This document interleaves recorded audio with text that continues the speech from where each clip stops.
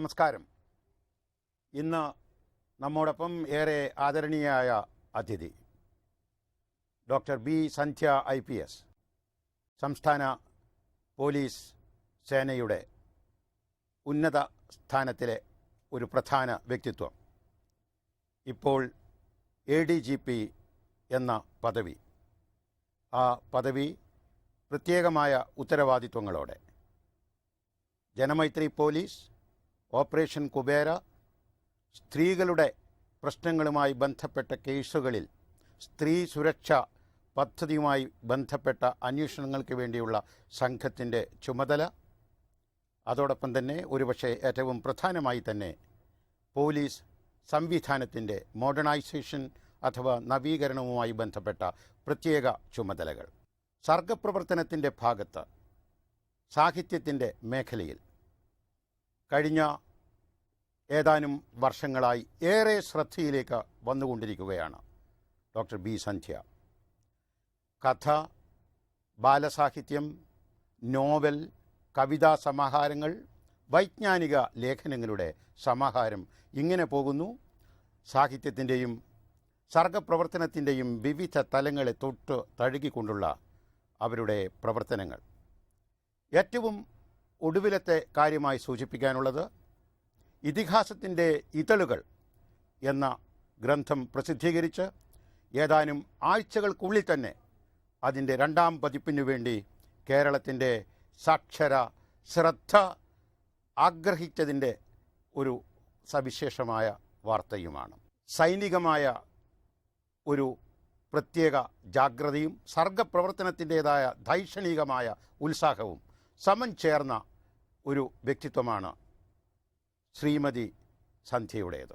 എല്ലാം ചോദിച്ചറിയാം ഒരു ചുരുങ്ങിയ സമയത്തിൻ്റെ പരിധിയിലാണെങ്കിലും. നമസ്കാരം ഡോക്ടർ ബി സന്ധ്യ. നവ കേരള രാമായണത്തിലെ മാണ്ഡവിയോടാണ് സംസാരിക്കുന്നത് എന്ന് സങ്കല്പിച്ചാൽ ശരിയാകുമോ? അങ്ങനെ പ്രത്യേകമായി മാണ്ഡവിക്ക് മാത്രം പ്രാധാന്യം കൊടുത്തുകൊണ്ടുള്ള രാമായണ കഥയാണെന്ന് പറയാൻ പറ്റില്ല. രാമായണത്തിലെ എല്ലാ കഥാപാത്രങ്ങളും ആ കഥാപാത്രത്തിൻ്റെ ഭാവത്തിൽ നിന്നുകൊണ്ട് സംസാരിക്കുന്ന ഒരു രാമായണത്തിൻ്റെ പുനർരചനയാണ് എൻ്റേത്. തീർച്ചയായും അവതാരികയിൽ നമ്മുടെ സമാദരണീയായ ഗുരുവ്യക്തിത്വം ഡോക്ടർ M. ലീലാവതി പറഞ്ഞിട്ടുണ്ട്. പലതരത്തിലുള്ള രാമായണ ആഖ്യാനങ്ങളും ഇതിനോടകം ഉണ്ടായിട്ടുണ്ട്. നമുക്കറിയാം, ലക്ഷ്മണ പത്നിയായ ഊർമിളയുടെ പേരിൽ ഒരു രാമായണം തന്നെ മറ്റൊരു സൗത്ത് ഇന്ത്യൻ, ഒരു ദക്ഷിണേന്ത്യൻ ഭാഷയിൽ ഉണ്ടായിട്ടുണ്ട്. പക്ഷേ ഭരതപത്നി മാണ്ഡവിയെ പ്രധാന പ്രതിഷ്ഠയാക്കി കൽപ്പിച്ചുകൊണ്ടുള്ള ഒരു സമീപനം, അതിന് എങ്ങനെയാണ് ഒരു പ്രേരണയുണ്ടായത്? വളരെ കുട്ടിക്കാലത്ത് അച്ഛൻ എനിക്ക് രാമായണം കഥയായി പറഞ്ഞു തരുമ്പോൾ, ആ ചെറിയ കുട്ടിയായിരിക്കുമ്പോൾ തന്നെ എന്നെ ഏറ്റവും അധികം ആകർഷിച്ചത് ഭരതനാണ്. 14 വർഷം ശ്രീരാമൻ തിരിച്ചു വരുന്നതുവരെ ഒരു മുനിയുടെ രൂപത്തിൽ നന്ദിഗ്രാമത്തിൽ പോയി ഒരു കുടിലിൽ താമസിച്ചുകൊണ്ട് ഭരണം നടത്തുക. അങ്ങനെ കൊട്ടാരത്തിൻ്റെ അകത്തളങ്ങളിൽ നിന്നും ഭരണത്തെ ഒരു പുൽക്കുടിലേക്ക്, ജനങ്ങളുടെ അരികിലേക്ക് കൊണ്ടുപോയി, ഒപ്പം തന്നെ സരയൂവിൻ്റെ സ്വത്ത് 10 ഇരട്ടിയായി വർദ്ധിപ്പിക്കുകയും ചെയ്ത ഭരതൻ എക്കാലത്തെയും ഭരണാധികാരികൾക്കൊരു മാതൃകയാണ്. ആ ഭരതൻ അവിടെ നിന്ന് സരയൂവിൻ്റെ തീരത്തു നിന്ന്, ഹരയൂ അഥവാ സരയൂ, ഹരപ്പൻ സംസ്കാരം, അവിടെ നിന്ന് ഏറെ ദൂരം സഞ്ചരിച്ച് തക്ഷഖണ്ഡം എന്ന ഒരു സ്ഥലം, ഒരു പുതിയ രാജ്യം ഗന്ധർവ ഗാന്ധാര ദേശത്തെത്തി സ്ഥാപിക്കുകയും, അപ്പോഴേക്കും ഭരതൻ്റെ മക്കൾ തക്ഷൻ, തക്ഷഖണ്ഡവും ഒപ്പം തന്നെ പുഷ്കലാവതം, ഇന്നത്തെ പെഷവാർ സ്ഥാപിച്ചു. നമ്മുടെ തക്ഷശില, താഷ്കണ്ടാണ് തക്ഷഖണ്ഡം എന്നൊരു പക്ഷമുണ്ട്, തക്ഷശില സ്ഥാപിക്കുന്നു. അത് ലോകത്തിലെ ആദ്യത്തെ സർവകലാശാലയാണ്. അങ്ങനെ ഭാരതീയ സംസ്കാരത്തിൻ്റെ ഒരു തുടർച്ച നമുക്ക് കാണാൻ കഴിയുക ഭരതനിലൂടെയാണ്. അതുകൊണ്ട് തന്നെ ആ യാത്രയിൽ ഭരതനോടൊപ്പം നിന്ന മാണ്ഡവി തീർച്ചയായും ഒരു വലിയ പ്രധാനപ്പെട്ട റോൾ തന്നെ ഈ ഒരു സാംസ്കാരിക തുടർച്ച സൃഷ്ടിക്കുന്നതിൽ വഹിച്ചിട്ടുണ്ടാവണം എന്ന സങ്കല്പത്തിലാണ് ഇവർ പ്രധാന കഥാപാത്രങ്ങളായി വരുന്നത്. ഒപ്പം തന്നെ ഒരു കഥാപാത്രത്തെയും അവഗണിക്കാതെ പ്രധാനപ്പെട്ട എല്ലാ കഥാപാത്രങ്ങളെയും അവരുടേതായ രീതിയിൽ നോക്കിക്കാണുക. ആ ഒരു സമീപനമാണ് ഞാൻ സ്വീകരിച്ചിരിക്കുന്നത്. ഏതെങ്കിലും ഒരു കഥാപാത്രത്തിന് പ്രത്യേക പ്രാധാന്യം നൽകാതെ എല്ലാവരെയും അവരുടെ തനതായ രീതിയിൽ ആണ് സൃഷ്ടിച്ചിരിക്കുന്നത്. ഉദാഹരണത്തിന് രാവണനെക്കുറിച്ച് ഞാൻ എഴുതുമ്പോൾ ഞാൻ അവിടെ രാവണനായി രൂപം പ്രാപിക്കുകയാണ്. എൻ്റെ സ്വപ്നത്തിലും ജാഗ്രതത്തിലുമെല്ലാം ഞാൻ രാവണനായി രൂപം പ്രാപിച്ചുകൊണ്ട് എന്താണ് രാവണൻ എന്ന് ധാരാളം ഗവേഷണം ചെയ്ത് കണ്ടെത്തിയതിന് ശേഷം രാവണനിലേക്കൊരു പരകായ പ്രവേശനം നടത്തിക്കൊണ്ടാണ് രാവണനെ സൃഷ്ടിച്ചിട്ടുള്ളത്. അങ്ങനെ രാവണനെ പറ്റി പഠിക്കുമ്പോൾ രാവണൻ വലിയ ശിവഭക്തനാണ്. ശിവതാണ്ഡവ സ്തുതി രചിച്ചിരിക്കുന്നത് രാവണനാണ്. അദ്ദേഹം സാമവേദിയായിരുന്നു എന്നു മാത്രമല്ല രാവണഹസ്തം എന്ന ഒരു സംഗീതോപകരണം പുതുതായി സൃഷ്ടിച്ചു. അത് വയലിൻ്റെ പ്രോട്ടോടൈപ്പ് ആണെന്നാണ് പറയുന്നത്. അതായത് ഇപ്പോഴേ ശിവതാണ്ഡവ സ്തുതിയെക്കുറിച്ച് പറഞ്ഞപ്പോൾ നോവലിൽ ആ ശിവതാണ്ഡവ സ്തുതി രാവണൻ ചൊല്ലുന്ന ആ ഒരു ഭാഗമുണ്ട്. അത് മലയാളത്തിലാണ് അതിൽ വായിക്കാൻ സാധിച്ചത്. അത് ഒരു സംസ്കൃത രൂപത്തിലൊന്നുമല്ല. അത് യഥാർത്ഥത്തിൽ ഗ്രന്ഥകർത്തൃയുടെ വിവർത്തനമാണോ ആ വരികൾ? അതെ അതെ അതെ, വിവർത്തനമാണോ എന്ന് ചോദിച്ചാൽ ശിവതാണ്ഡവ സ്തുതി സംസ്കൃതത്തിൽ എഴുതിയിരിക്കുന്നത് എവിടെയോ വായിക്കാൻ ഇടയായി. അതൊരു പദാനുപത തർജ്ജമയൊന്നും ചെയ്തതല്ല, അത് മനസ്സിൽ ഉണ്ടായിരുന്നിരിക്കണം. അത് വെച്ച് വാസ്തവത്തിൽ ശിവൻ എന്ന് പറഞ്ഞു കഴിഞ്ഞാൽ പൂമാലയും പാമ്പും ഒരുപോലെ ആഭരണമാക്കുന്ന, ലോകത്തിൻ്റെ നന്മയ്ക്ക് വേണ്ടി സ്വന്തം കണ്ഠത്തിൽ ഏറ്റവും വലിയ വിഷം എന്നേക്കുമായി സ്ഥാപിച്ച ആ ഒരു വ്യക്തി, ആ ഒരു സങ്കല്പത്തിൽ ആണ് ഞാൻ ആ ചുരുങ്ങിയ വരികൾ രചിച്ചിരിക്കുന്നത്. തീർച്ചയായും ഈ ഗ്രന്ഥത്തെ ഒന്ന് രണ്ട് തലത്തിൽ സമീപിക്കാം എന്ന് തോന്നുന്നു. ഒന്ന്, ഒരു ഡിസെക്ഷൻ എന്ന് പറയുന്ന പ്രക്രിയ ഇതിൽ വരുന്നു. ഒരു സമഗ്ര രൂപത്തെ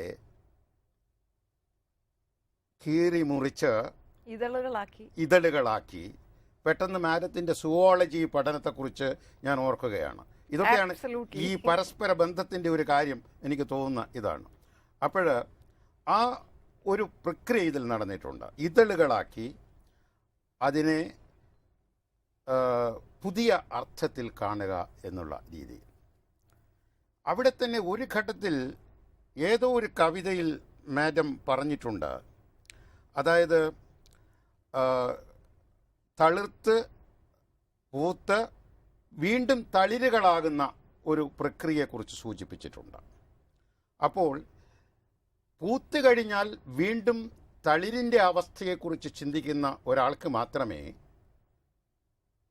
ഒരുപക്ഷെ സഹസ്രാബ്ദങ്ങളായി നിലനിന്നു വരുന്ന ഒരു ഇതിഹാസ സ്ഥലിയിൽ പുതിയ വേർതിരിവുകളുടെ, പുതിയ വ്യാഖ്യാനങ്ങളുടെ പ്രസക്തിയെക്കുറിച്ച് ഉൾക്കൊള്ളാൻ സാധിക്കുകയുള്ളൂ.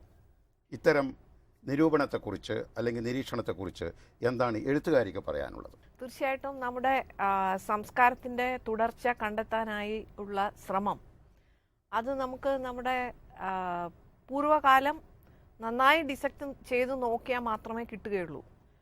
അപ്പോൾ പൂർവ്വകാലം ഡിസെക്റ്റ് ചെയ്യുക അല്ലെങ്കിൽ പൂർവ്വകാലത്തെക്കുറിച്ച് നല്ല അറിവുണ്ടാകുക എന്ന് പറഞ്ഞാൽ അതിൻ്റെ അർത്ഥം വർത്തമാന കാലത്തെയൊക്കെ വിട്ടുകൊണ്ട് നമ്മൾ പഴയ കാലത്തിൽ അഭിരമിക്കുന്നു എന്നല്ല. തീർച്ചയായും വർത്തമാന കാലം തന്നെയാണ് നമുക്ക് ഏറ്റവും പ്രാധാന്യം ഉള്ളത്. ഇന്നത്തെ ജീവിതത്തിനാണ് പ്രാധാന്യം. ആ ഇന്നത്തെ ജീവിതം ശരിയായ അർത്ഥത്തിൽ ഒരു പ്രോപ്പർ അവെയർനെസ് എന്ന് നമുക്ക് പറയാം. അത്തരമൊരു അവെയർനെസ്സോടുകൂടി നമുക്ക് ജീവിക്കണമെങ്കിൽ തീർച്ചയായിട്ടും നമ്മുടെ പൂർവ്വകാലത്തെക്കുറിച്ചുള്ള ശരിയായ അറിവും ധാരണയും ആവശ്യമാണ്. അപ്പോൾ ഇന്നത്തെ കാലത്ത് നമുക്ക് ഏറ്റവും വലിയ പ്രാധാന്യമർഹിക്കുന്ന പ്രശ്നം എന്താണ്? എല്ലായിടത്തും സംഘർഷമാണ്. അപ്പോൾ ഈ സംഘർഷങ്ങളെ അതിജീവിച്ചുകൊണ്ട് സംശ്ലേഷണങ്ങളുടെ ഒരു പാതയിലേക്ക് നമുക്ക് പോകേണ്ടതുണ്ട്. ഭാരതീയ സംസ്കാരം നമുക്ക് കാട്ടിത്തരുന്നതും അതുതന്നെയാണ്.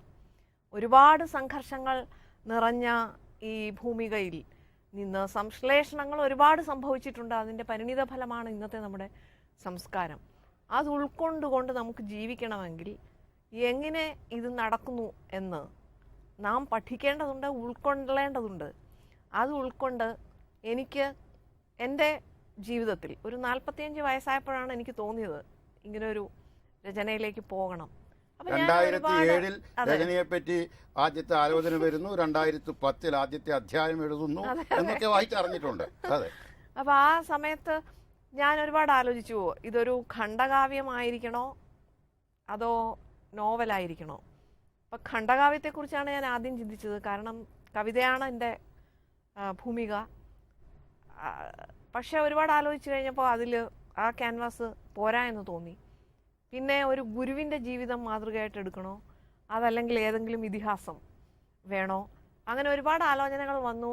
ആ അന്വേഷണങ്ങൾക്കൊക്കെ ഒടുവിലാണ് ഇങ്ങനെ ഒരു തീരുമാനത്തിലെത്തുന്നത്. രാമായണമല്ലാതെ ഇത്രയും യോജിച്ച മറ്റൊരു ഇതിഹാസവും ഇല്ല, അതിന് നോവലല്ലാതെ മറ്റൊരു ക്യാൻവാസും ചേരുകയില്ല എന്നുള്ള ഒരു തീരുമാനത്തിൽ എത്തിച്ചേരുന്നത്. അപ്പോൾ ഈ സംഘർഷങ്ങൾ സംശ്ലേഷണങ്ങൾക്ക് വഴിമാറുന്ന ഒരു സംസ്കാരം, അതിനെക്കുറിച്ച് ചിത്രീകരിക്കാൻ രാമായണം പോലെ പറ്റിയ മറ്റൊരു ഇതിഹാസം ഇല്ല എന്ന് എൻ്റെ ഉള്ളിൻ്റെ ഉള്ളിൽ പറയുകയാണ്. അങ്ങനെ ഒരുപാട് പഠനങ്ങൾ നടത്തുമ്പോഴാണ് വാസ്തവത്തിൽ ഞാൻ പറഞ്ഞു വന്ന രാവണൻ്റെ രാവണഹസ്തം, അത് ഒരു സംഗീതോപകരണമാണ്. അമ്പും വില്ലും ആണ് രാവണഹസ്തമായി രൂപാന്തരം പ്രാപിച്ചിരിക്കുന്നത്. അതായത് ഒരു യുദ്ധോപകരണത്തെ സംഗീതോപകരണമായിട്ട് മാറ്റുക, രൂപാന്തരം പ്രാപിക്കുക. അത്തരം ഒരു രൂപാന്തരം അത് എന്നെ വല്ലാതെ ആകർഷിച്ച ഒരു കാര്യമാണത്. അത്തരം ഒരു രൂപാന്തരമാണ് മനുഷ്യൻ്റെ സംസ്കാരത്തിനും വരേണ്ടത്. അങ്ങനെ ആലോചിച്ച് കഴിഞ്ഞപ്പോൾ എല്ലാം കൊണ്ടും എനിക്ക് തോന്നി അദ്ഭുത രാമായണം വായിക്കാനിടയായത് വാൽമീകി തന്നെ രചിച്ചതാണെന്നും പറയുന്നുണ്ട്. അതിൽ സീത രാവണൻ്റെയും മന്ദോദരിയുടെയും പുത്രിയാണ്. അപ്പോൾ അത് ഉൾക്കൊണ്ടുകൊണ്ടാണ് ഞാൻ രാവണനെ ഇതിൽ ചിത്രീകരിച്ചിരിക്കുന്നത്. എനിക്ക് തോന്നി തീർച്ചയായിട്ടും സമവേദിയായ ശിവ താണ്ഡവ സ്തുതി പോലും എഴുതുക അത് വലിയൊരു കാര്യമാണ്. ജ്യോതിഷിയാണ് അദ്ദേഹം. അങ്ങനെയുള്ള ഒരാളിന് ഒരു സ്ത്രീലമ്പടനായിട്ട് മാറാനായിട്ട് സാധിക്കും എന്ന് എൻ്റെ മനസ്സ് അത് സമ്മതിച്ചു കൊടുക്കാനായിട്ട് തയ്യാറല്ലായിരുന്നു. അങ്ങനെയാണ് ഈ എൻ്റെ ഇതിഹാസത്തിൻ്റെ ഇതളുകളിലെ രാവണൻ ഉണ്ടാകുന്നത്.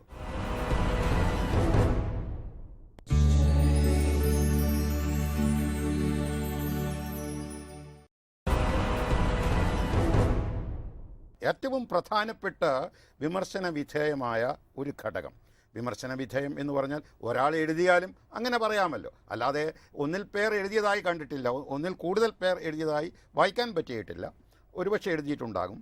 അതായത് ഈ ബുദ്ധ കാലഘട്ടത്തിൽ ഒരുപക്ഷെ ലോകശ്രദ്ധയിലേക്ക് വന്ന തക്ഷശില എന്ന് പറയുന്ന ആ വിദ്യാസങ്കേതത്തെ ത്രേതായുഗ പശ്ചാത്തലത്തിൽ തന്നെ ഉയർത്തിക്കൊണ്ടുവന്നു എന്നുള്ള കാല സമസ്യയിൽ ഒരു പുതിയ രീതിശാസ്ത്രം സൃഷ്ടിച്ച എഴുത്തുകാരിയുടെ ഉദ്യമത്തെ ചിലർ ചോദ്യം ചെയ്യുന്നുണ്ട്. ഇത്തരം മാറ്റിമറിക്കലുകളെ എഴുത്തുകാരി എങ്ങനെ ന്യായീകരിക്കുന്നു? അത് ഞാൻ വളരെ വ്യക്തമായിട്ട് തന്നെ എഴുതിയിട്ടുണ്ട്. നമുക്ക് രാമായണത്തെ ഏത് കാലഘട്ടത്തിലും ചിത്രീകരിക്കാം. അങ്ങനെയാണ് കാണുന്നത്. സൈബീരിയയിൽ പോലും ഉണ്ടൊരു രാമായണം, മുസ്ലിം രാജ്യമായ മലേഷ്യയിലുണ്ട് രാമായണം, നമുക്ക് മാപ്പിള രാമായണമുണ്ട്. അപ്പോൾ ഇതിലെല്ലാം പലപ്പോഴും അതുപോലെ ഒരുപാട് നാടൻ രാമായണങ്ങളുണ്ട്.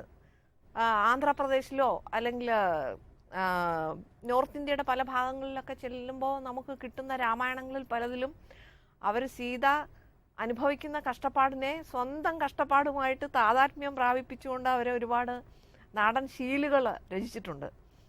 അപ്പോൾ സീതയ്ക്ക് അമ്മായിയമ്മമാരിൽ നിന്ന് അനുഭവിക്കേണ്ടി വന്ന പീഡനങ്ങളെക്കുറിച്ചൊക്കെ അവരുടെ കാലഘട്ടത്തിൽ അവരനുഭവിക്കുന്ന പീഡനങ്ങളുമായിട്ട് സാമ്യം ചെയ്തുകൊണ്ടാണ് അവരുടെ പാട്ടുകൾ. അങ്ങനെ എനിക്ക് പറയാനുള്ള കഥയെ ഏതെങ്കിലും ഒരു ചരിത്ര കാലഘട്ടവുമായി ബന്ധിപ്പിക്കാതെ തന്നെയാണ് ഞാൻ പറഞ്ഞിരിക്കുന്നത്. അത് ഞാൻ വളരെ വ്യക്തമായിട്ട് അവതാരികയിൽ എൻ്റെ ആമുഖക്കുറിപ്പിൽ പറഞ്ഞിട്ടുണ്ട്. അതോടൊപ്പം തന്നെ ചേതോഹരമായ ചില കൂടിച്ചേരലുകൾ അവിടെയും സംഭവിക്കുന്നില്ലേ മാഡം? അതായത് കണ്ണൂരിൽ ഹ്രസ്വകാലത്തെ സേവനം പോലീസ് ഉദ്യോഗസ്ഥ എന്ന നിലയിൽ കണ്ണൂരിൻ്റെ ബോധതലങ്ങളെ അല്ലെങ്കിൽ വടക്കേ മലബാറിൻ്റെ ബോധതലങ്ങളെ ഇപ്പോഴും ഒരുപക്ഷെ ശോക സംഗീത സാന്ദ്രമാക്കുന്ന വടക്കൻ പാട്ടുകളിലെ ദുഃഖേതി വൃത്തങ്ങൾ, ചെമ്മരത്തി എന്നുള്ള ആ ഒരു കഥാപാത്രം, ആ ചെമ്മരത്തി അവിടെ പിന്നെ ഭർത്താവിനോടൊപ്പം തന്നെ ഭർത്താവിൻ്റെ ചിതയിലേക്ക് ചാടുകയാണ്. ഭർത്താവിൻ്റെ ചിതയല്ലെങ്കിലും ഒരുപക്ഷെ രാമബോധത്തിനു വന്ന താൽക്കാലികമായെങ്കിലുമുള്ള ഒരു അപച്യുതിയോ അല്ലെങ്കിൽ പെട്ടെന്നുള്ള ഒരു അന്തർഗമന തുല്യമായ ഒരവസ്ഥയോ, ഉൾവലിയുന്ന ഒരവസ്ഥ, അതൊരു പക്ഷേ രാമൻ്റെ പൂർണ്ണതയെ സംബന്ധിച്ചിടത്തോളം രാമൻ തന്നെ ഒരു ചിതയിൽ ചാടുകയാണെന്ന് തോന്നിപ്പോകും. അപ്പോൾ തുടർച്ചയായി സീത ഒരു പ്രത്യേക ഒരു പ്രതിഭാസം എന്ന നിലയിലാണ് നോവലിസ്റ്റ് അതിനെ പിന്നെ അവിടെ പറഞ്ഞിരിക്കുന്നത്. ഇടിവെട്ടുന്നു, കൊള്ളിയാൻ മിന്നുന്നു, ഭൂമി കുലുങ്ങുന്നു, അപ്പോൾ അവിടെ ഉണ്ടാകുന്ന ഒരു പ്രത്യേക തീക്കുണ്ടത്തിൽ, അഗ്നിസ്ഫുലങ്ങളുടെ തീക്കുണ്ടത്തിൽ സീത അവിടെ സ്വയം മറയുന്നു. ചെമ്മരത്തിയുടെ ഈ തീയിൽ ചാടുന്ന സ്ഥിതി, അപ്പോൾ ഇതൊക്കെ തമ്മിലുള്ള ഒരു ബന്ധം എന്നെപ്പോലുള്ള ഒരു വായനക്കാരന് മനസ്സിലാക്കാൻ സാധിക്കുന്നു. അത് എത്രത്തോളം എഴുത്തുകാരിയെ ബോധപൂർവമായി സ്വാധീനിക്കുന്നുണ്ട്?